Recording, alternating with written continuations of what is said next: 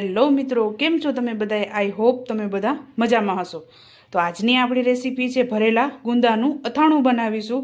તેના ઇન્ગ્રીડિયન્ટ્સ જોઈ લઈએ. તો અહીંયા મેં 250 ગ્રામ જેટલા ગુંદા લીધેલા છે.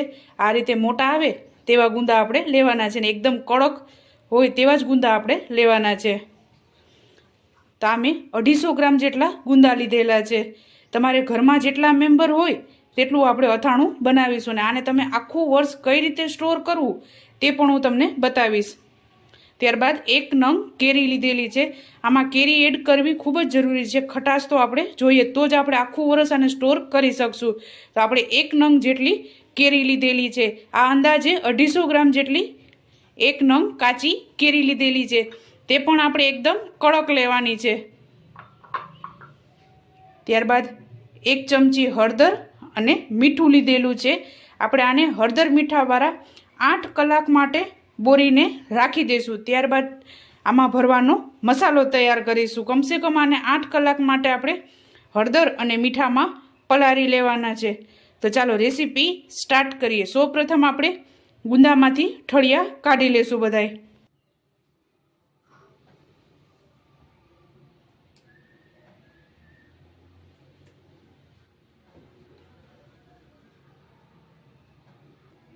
તો આપણે આ રીતે ગુંદાને તોડી ત્યારબાદ આ ઉપરનો ભાગ કાઢી લેવાનો છે. આ રીતે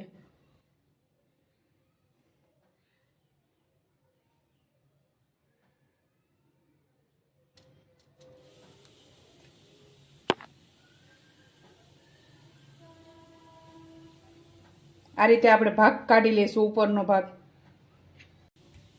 આ રીતે તેને ભાંગી લેશું. ત્યારબાદ એમાં બીનો ભાગ કાઢી લેશું આપણે.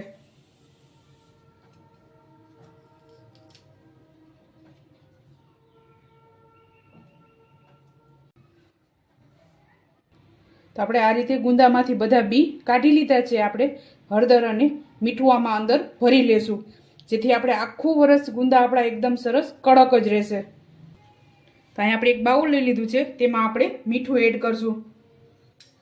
અહીંયા મેં મોટી 1 ચમચી જેટલું મીઠું લીધેલું છે. ઘણા લોકો મીઠું શેકતા પણ હોય છે, પણ અત્યારે મીઠું એકદમ સરસ આ રીતે કોરું મળે છે, તેના માટે આપણે આ શેકતા નથી. આ ભીનું નથી. મીઠું ભીનું હોય તો તમારે તાવડીમાં શેકવું પડશે. ત્યારબાદ હળદર એડ કરી દઈશું. મોટી 1 ચમચી લીધેલું છે બંને વસ્તુ મેં, કારણ કે આથણામાં આપણે મીઠું ચડિયાતા ભાગનું જ રાખવાનું હોય છે. તો આપણે આને મિક્સ કરી લેશું.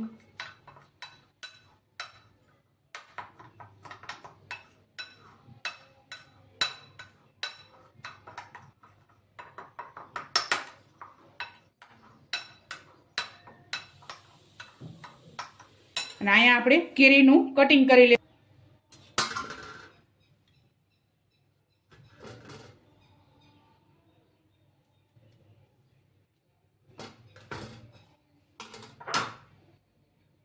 તો આપણે આ ગોટલીનો ભાગ કાઢી લેશું.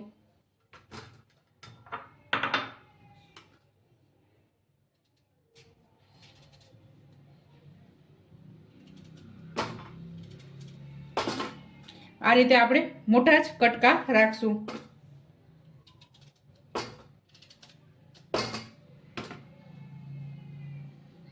ત્યારબાદ હવે આપણે આમાં હળદર અને મીઠું એડ કરી દઈશું. આ રીતે આપણે અંદર ભરવાનું છે.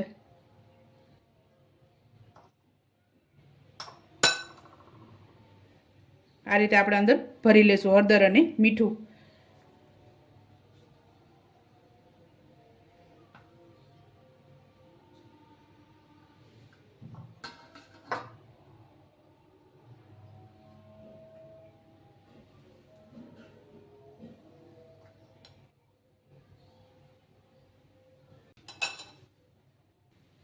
તો આપણે બધા ગુંદા તૈયાર કરી લીધા છે. હવે આપણે એક મોટું બાઉલ લઈ લેશું. એમાં આપણે આ કેરી એડ કરી દઈશું. ત્યારબાદ આપણે આ હળદર અને મીઠું છે તે આમાં એડ કરશું.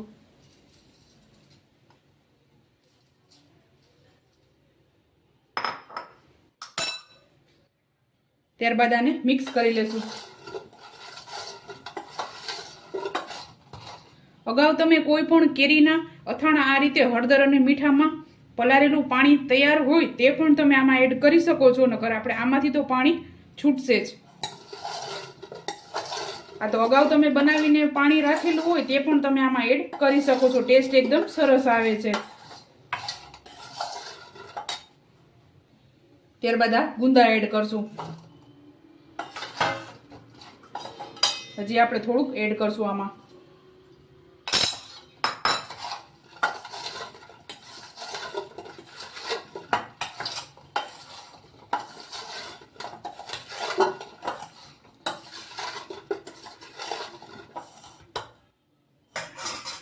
તો હવે આપણે આને ઢાંકી અને 7 થી 8 કલાક માટે આ જ રીતે હળદર અને મીઠામાં પલાળી રાખશું. વચ્ચે વચ્ચે આપણે એને ચમચાની મદદથી હલાવતું રહેવાનું છે. તો આપણે આને હળદર અને મીઠામાં પલાળીને 8 કલાક જેવું થઈ ગયું છે. તો હવે આપણે આને કાઢી લેશું. અને મસાલામાં મેં ધાણાના કુરિયા અને રાઈના કુરિયા, સ્વાદ અનુસાર મીઠું એડ કરશું. 2 ચમચી કશ્મીરી મરચું, 1 ચમચી હળદર, 2 ચમચી હિંગ અને 7 થી 8 નંગ જેટલા મરી લીધેલા છે મેં અહીંયા. અને મેં અહીંયા રાઈના કુરિયા અને ધાણાના કુરિયા આ મેજરમેન્ટથી લીધેલા છે. આ કપનો યુઝ કરેલો છે. 1 કપ મેં આ એડ કરેલું છે. સૌપ્રથમ આપણે કેરીને આપણે આ કપડામાં રાખી દઈશું અને આપણે પંખા નીચે થોડીક વાર તેને રાખશું. ત્યારબાદ તેને લૂઈ નાખશું કોટનના કપડાથી. આપણે આટલું પાણી એમાંથી નીકળેલું છે. આ પાણીને આપણે બોટલમાં ભરી અને ફ્રીજમાં રાખી દઈશું.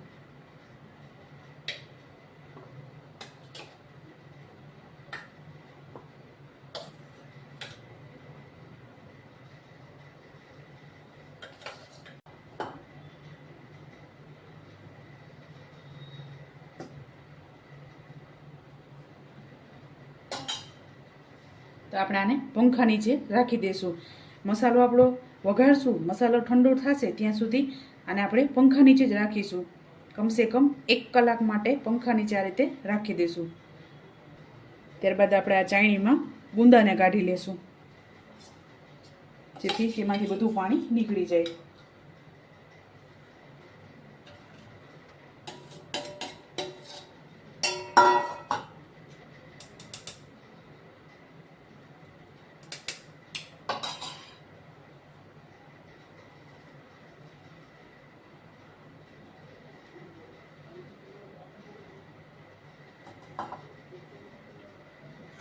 તો આપણે આને નીતરવા દઈશું ચાયણીમાં આ જ રીતે.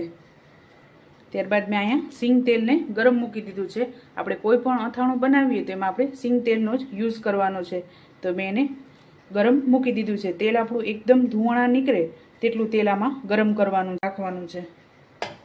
તો આપણે આ બંને વસ્તુને મિક્સ કરી અને પીસી લેશું. એકદમ ઝીણું નથી પીસવાનું, આપણે થોડુંક આખું રાખશું. આપણે મરી પીસવામાં એડ કરવા હોય તો પીસવામાં પણ એડ કરી શકીએ, પણ આપણે આખા જ રાખશું. તેને વઘાર કરવામાં આખા જ રાખશું. તો આપણે આને પીસી લઈ. તો આપણે આ પીસાઈને રેડી થઈ ગયું છે. તો આપણે આ એક વાસણમાં કાઢી લેશું. તો આપણે આ રીતે વચ્ચે ખાડો કરી અને એમાં આપણે મરી અને તે બધું એડ કરી દઈશું. તેલ આપણું ગરમ થઈ ગયું છે.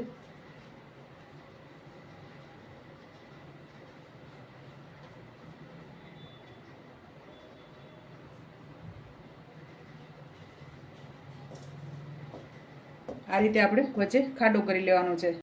ત્યારબાદ આપણે એમાં હળદર એડ કરશું.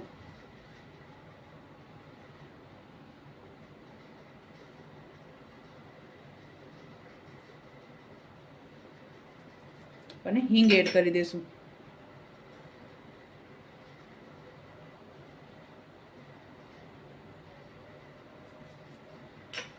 ત્યારબાદ આપણે આ વચ્ચે મરી મૂકી દઈશું.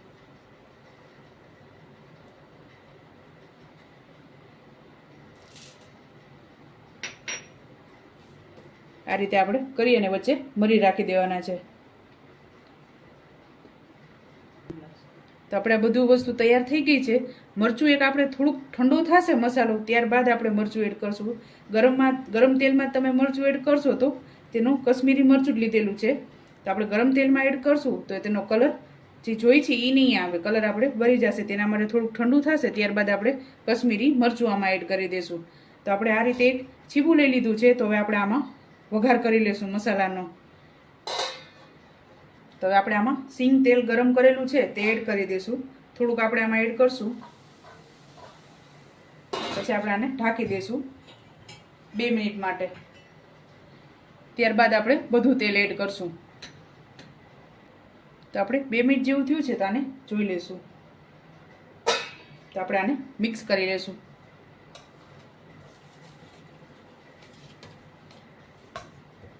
મિક્સ થઈ ગયું છે. થોડુંક ઠંડુ થશે ત્યારબાદ આપણે આ કશ્મીરી મરચું એડ કરશું. તો આપણે આને ઢાંકણ ઢાંકી અને થોડીક વાર રહેવા દેશું. ઠંડુ થશે ત્યારબાદ આપણે ગુંદામાં ભરી લેશું.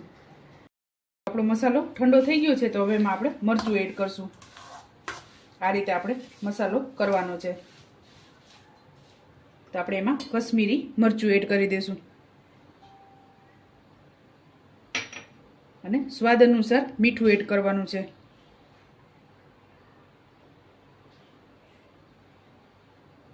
તો આને એકદમ સરસ મિક્સ કરી લેશું.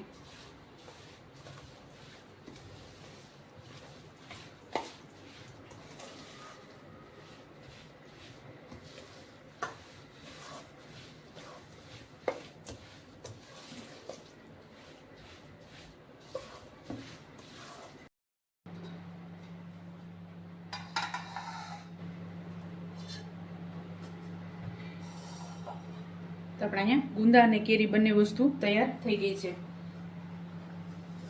તો આને આપણે કોટનના કપડાથી આ રીતે કેરીને લોહી નાખવાની છે.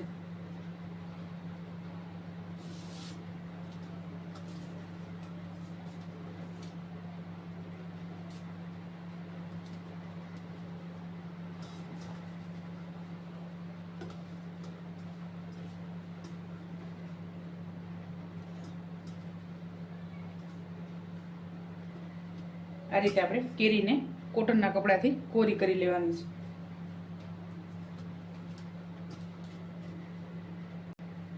આ રીતે અને આપણા ગુંદા પણ રેડી થઈ ગયા છે. તો આમાં મસાલો ભરી લેશું.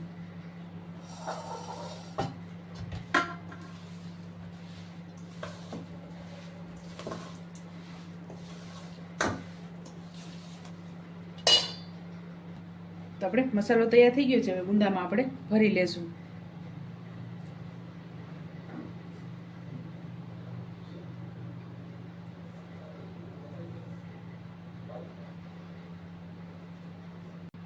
તો આપણે આ રીતે એકદમ સરસ આખા ભરી લેવાના છે.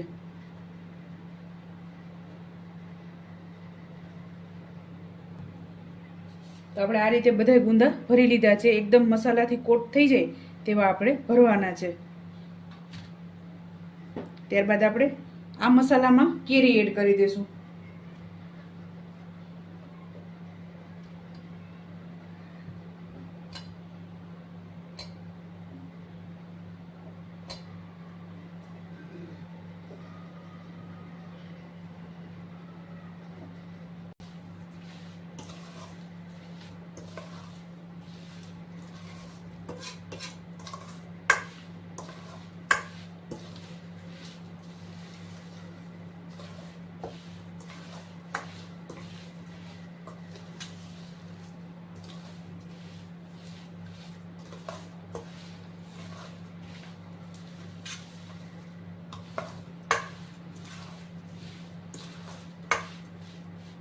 તો આપણે એકદમ સરસ મિક્સ થઈ ગયું છે. તો નીચે આપણે થોડાક કેરી એડ કરશું.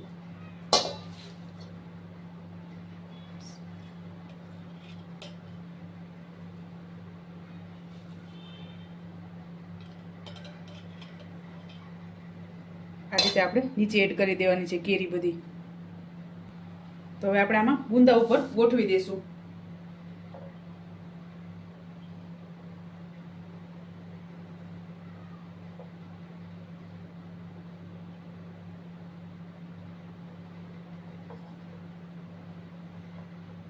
ગોઠવી લીધા છે.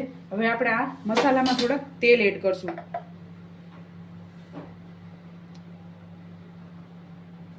તેલ આપણે થોડું વધારે રાખવાનું છે, જેથી આખું વર્ષ તમે આને સ્ટોર કરી શકો.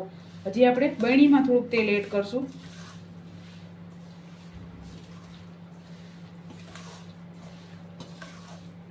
ગુંદા ભરાઈ જાય ત્યારબાદ જ આપણે તેલ એડ કરવાનું છે.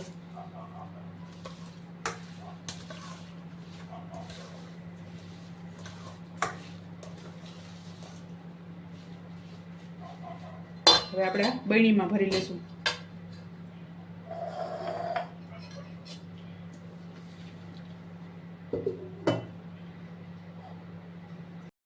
તો ચાલો મિત્રો, આપણે આથણું કાચની બરણીમાં આ રીતે ભરી લીધું છે. અહીંયા અમને મસાલો વધારે ભાવે છે, તેના માટે મેં મસાલો વધારે કરેલો છે. અને આ રીતે જો તેલ ઠંડુ થશે એટલે આમાંથી તેલ છૂટશે, એટલે આપણે એ પ્રમાણે આમાં તેલ એડ કરવાનું છે. આને મેં એક રાત આ જ રીતે બરણીમાં રહેવા દીધું છે, તો આપણે તેલ બધું ઉપર આવી ગયું છે. 3 થી 4 દિવસ બાદ તમે આને ખાઈ શકો છો. આથણાને છે, આથણામાં મીઠું અને તેલ આપણે વધારે એડ કરવાનું છે, જેથી તમે આને આખું વર્ષ બગડશે પણ નહીં અને આ જ રીતે એકદમ સરસ તાજું આથણું જ રહેશે. અને આ આથણામાં બને ત્યાં સુધી ભીનો ચમચો, પાણીવાળો ચમચો હોય આમાં એડ કરવાનો નથી. અને તમારે ડેઇલી યુઝમાં આને લેવું હોય તો તમે અલગ બરણીમાં આને કાઢી શકો છો. તો ચાલો મિત્રો, તૈયાર છે આપણું ભરેલા ગુંદાનું આથણું. તમે પણ આ જ રીતે બનાવજો અને મને યાદ કરજો. મારા વિડીયોને લાઇક, શેર અને સબસ્ક્રાઈબ કરવાનું ભૂલતા નહીં. તો ચાલો મળીએ નેક્સ્ટ વિડીયોમાં.